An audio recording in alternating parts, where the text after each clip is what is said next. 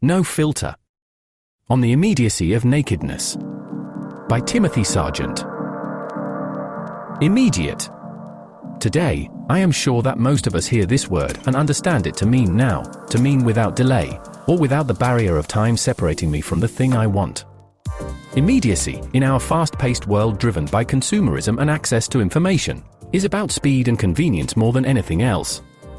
That is, after all, the most common definition you'll find in any dictionary, occurring or accomplished without delay. But the wordy guy in me, the one who took all those linguistics and language history courses in school, has been thinking a lot about those less common uses of the word and how that relates to our body and our experience of the world around us, whether we truly experience any of our world immediately, and whether immediacy should even be the goal or if it's just one of many important ways to experience life. Latin roots for 100. If you scroll far enough down the dictionary's list of definitions for immediate, you will eventually find the one I'm referring to, without intervening medium or agent.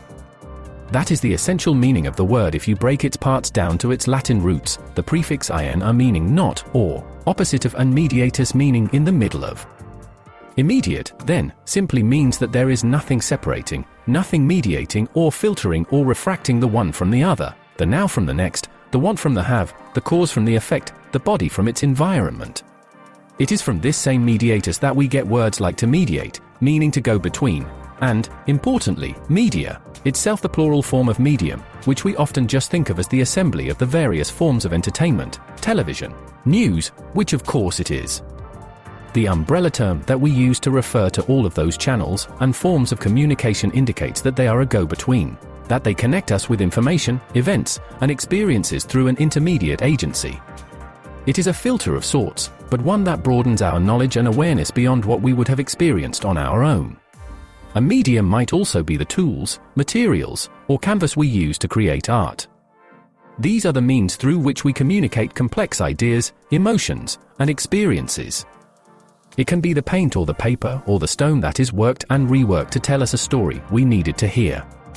While not strictly found in a list of dictionary definitions, we could expand this idea of the mediating material beyond just time, or art, or the communication of ideas, to include any layer or step between ourselves and the raw, unrefined experiences and elements of the world, to include other lenses through which we experience life, the apparatuses that grant us access to the best of life, and the buffers that dampen the blow of the worst of life. That could be a news broadcast reporting the horrors of a war or a disaster that we are fortunate not to have experienced firsthand. That could be diving equipment that gets us to the sea floor to explore marine habitats.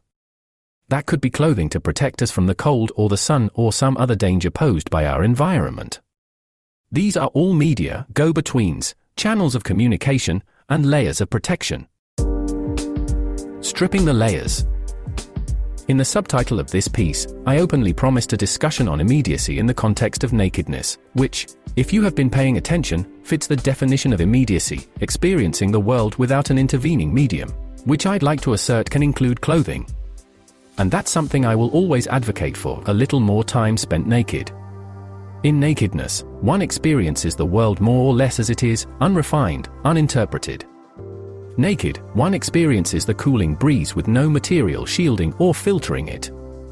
One might experience the textures of the ground, the wet of the grass, the coarseness of the sand, and the heat of the pavement.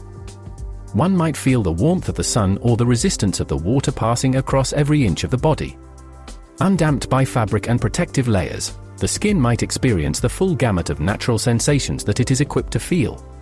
Unhindered by layers of social statuses and signifiers, we might even connect with one another more immediately and see each other more directly.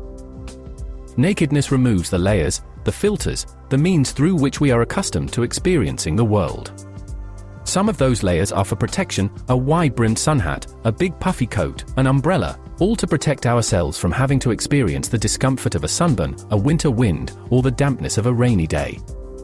And some of those layers are less about protection and more about social expectation: a clingy swimsuit that protects a few bits of skin from prying eyes, a t-shirt that seems like it's only really keeping the heat and sweat in on a summer day, or those shoes you wear that hurt your feet but look great. We all, admittedly, spend a great portion of life softening all variety of experiences and sensations in shoes and underclothing, filtering out discomfort, protecting from danger, complying with social expectations.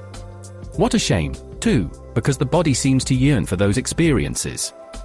It rejoices in the sunshine and in the breeze and in the cool grass.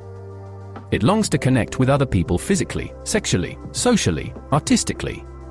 It chafes and chokes under the wools, cottons, leathers, and poly blends we squeeze it into.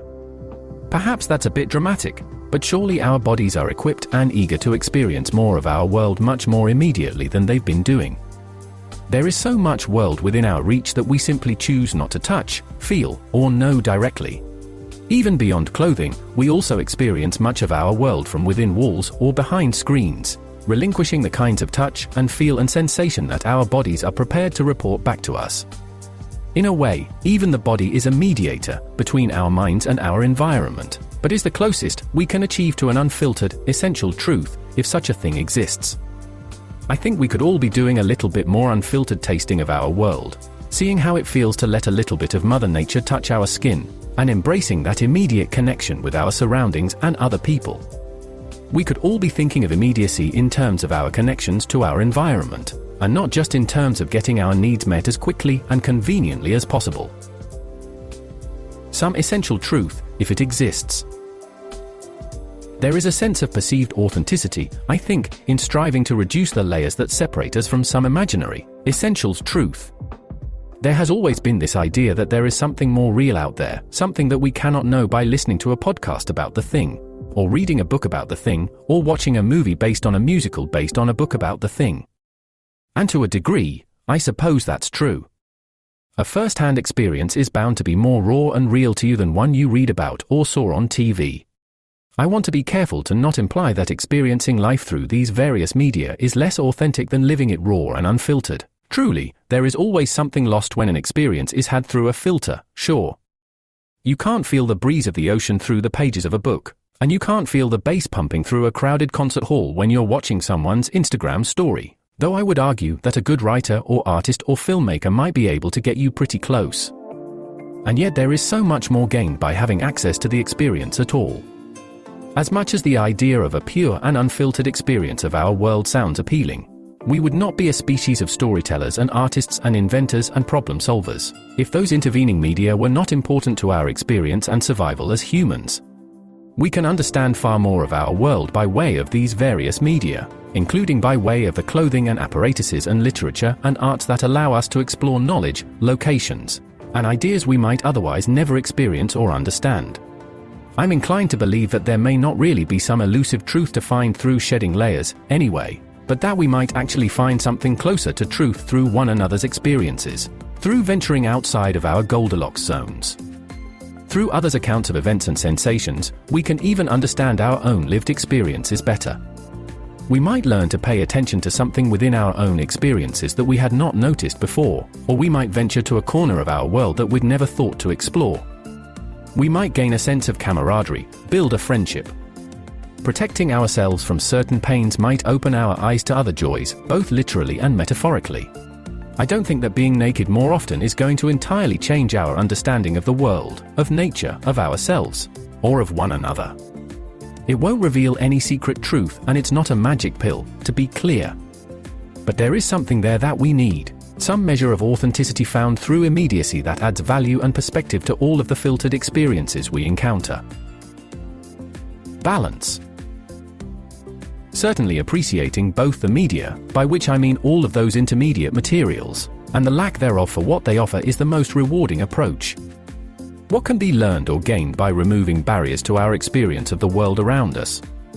When we feel every surface texture, every temperature with our skin, we learn more about our surroundings and can feel more connected to our environment, though in that vulnerability we are also less able to protect ourselves from it. And ultimately, we should also remind ourselves what we gain from the barriers themselves. With access to more of our world, in more ways than one, these various media provide an approximation of experiences we may never have firsthand, but also expand our appreciation for those experiences we have had firsthand, unmediated. Yes, to me, nakedness is a meaningful tool to understand the world because it's one of many tools, not because it's the best tool or the only tool. When I set out to write this piece, I was ready to proclaim that life is best savored firsthand, unhindered, metaphorically or even literally naked. The oft-used #NoFilter hashtag referenced in the title is, after all, a signifier of authenticity, of supposed truth, a refreshing glimpse into something more real. But the apparent message here turns out to be that life is best savored however we are able to do so, as long as we get to savor it at all. With or without filters, or, more importantly, balancing when to filter and when not to. Naked when possible, clothed when practical, as the nudists like to say, seems to hold up whether we're referring to an actual naked experience of our world, or a figurative one. I'm content with that. We hope you're enjoying Planet Nude. If so, please consider a paid subscription. Your membership comes with exclusive content and supports our work. Subscribe at www.planetnude.co.